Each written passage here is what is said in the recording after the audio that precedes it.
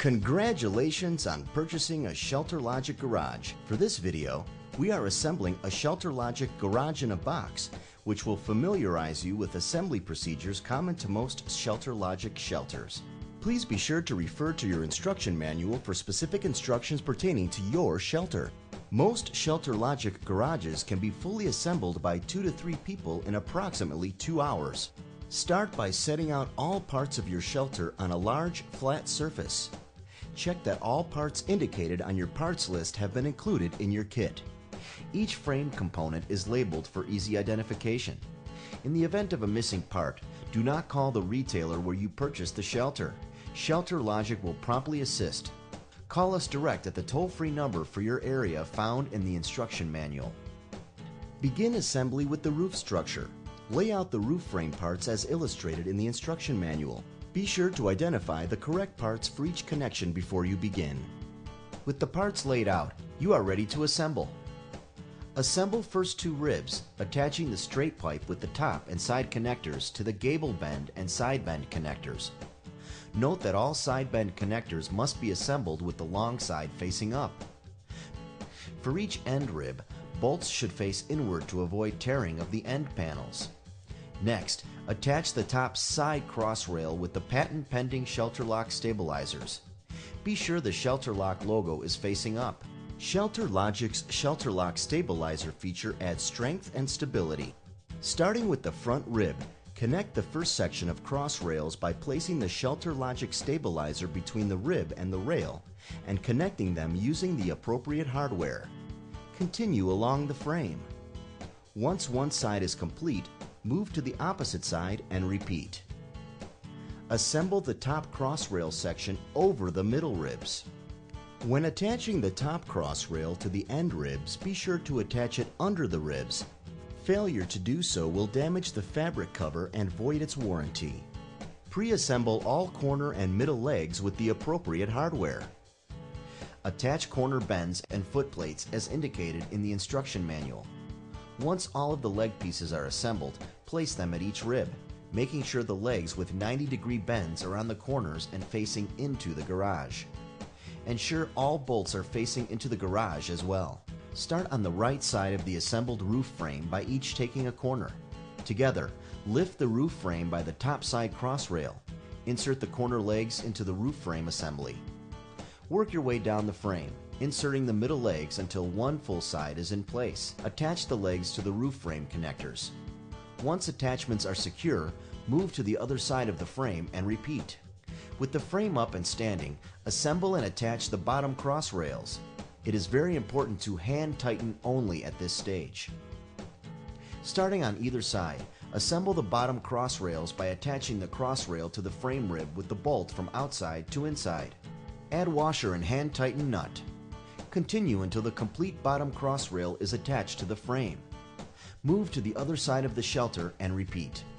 Note, you will need to disassemble the bottom cross rail after pulling the cover onto the frame. The bottom cross rail must be attached to ensure accurate, square placement of the frame upon its final destination. Once the unit is in place, measure the distance of the end rib openings, outside to outside.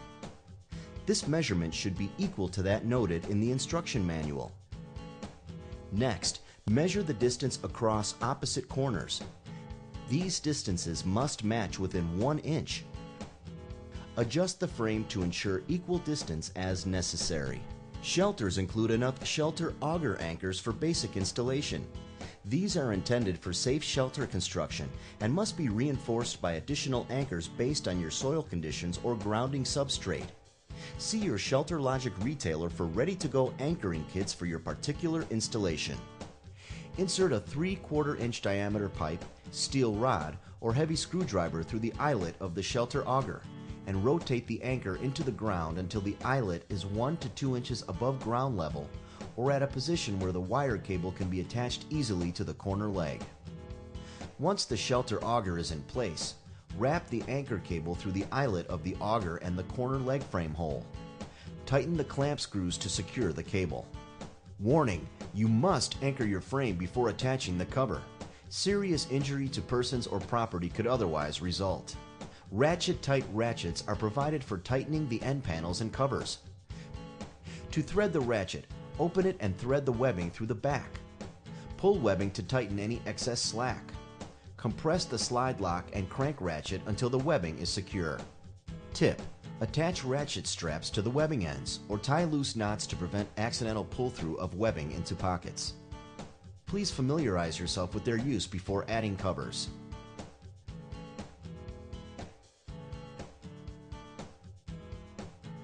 Disconnect the top rail from the end rib by removing the 3-inch screw. Loop the webbing around the end rib. Pass the top cross rail back through the gap between the webbing and rib frame. Reattach the top cross rail to the end rib. Hold the end panel at the top center with the white inner surface facing inside the shelter. Wrap the fabric panel edges around the end rib to the inside of the frame.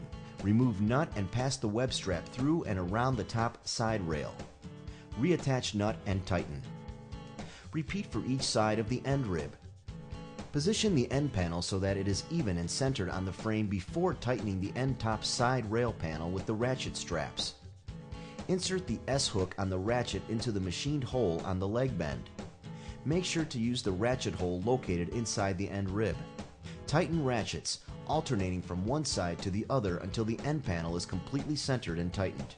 Repeat for the zippered door front panel. Make sure zippers are closed when centering and tightening. Do a quick visual inspection to ensure that both end panels are attached evenly. Check inside edges to ensure the cover is snug and even around the roof frame. With both the back panel and door panel in place, you are ready to install the cover. The bottom cross rails must be removed in order to place the rails inside the pipe pockets when installing the cover. Carefully arrange the pieces so you can easily reassemble once the cover is in place.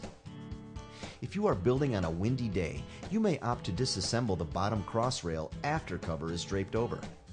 Warning: if you are experiencing strong wind gusts or high prevailing winds, please wait for a calm day to finish installation of the cover. Lay the cover next to the frame with the white side, the side with the pipe pockets facing down, in line with the end ribs and the webbing on the front and rear corners of the frame. Tip: attach ratchet straps to the webbing ends or tie loose knots to prevent accidental pull-through of webbing into pockets. Pull the cover over the frame, making sure to center it. Check that there is an equal amount of overhang at all corners. Walk around the frame, pulling on each corner of the cover to even. The cover has sewn-in pipe pockets on both sides. These should line up an equal distance to the bottom of the frame. Assemble ratchets with webbing straps.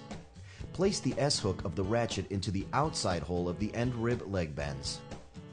Unzip and roll up the door to allow air and light into the shelter. Fasten the door with white bungee cords.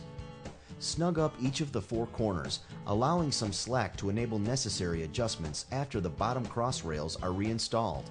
If the bottom cross rails are not already removed, do so now. After removing the bottom cross rails from the side ribs, measure the distance from the bottom of the pipe pocket to the ground. Make sure all 4 sides are even and the valance overhang on the front and rear is the same.